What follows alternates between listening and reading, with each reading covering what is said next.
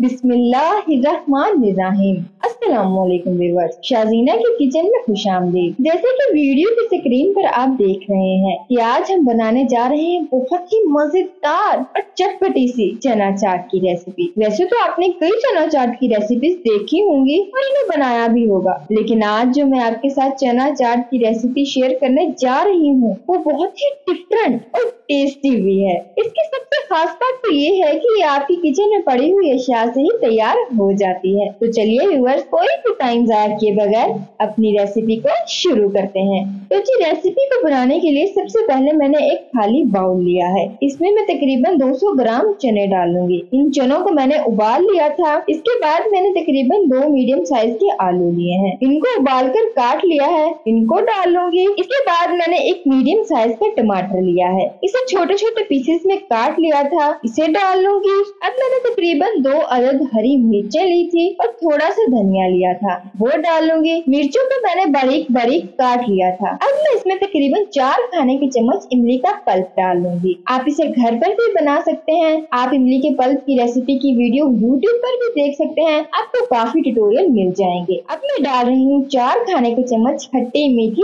चटनी। आप इसकी recipe YouTube से भी देख सकते हैं। तो जिसके बाद में डाल रही हूँ हाफ टी स्पून व्हाइट नमक, हाफ टी स्पून काला नमक, half tea spoon chaat masala और हाफ टी स्पून ही जीरे का पाउडर। तो जी, आगे क्या करना है?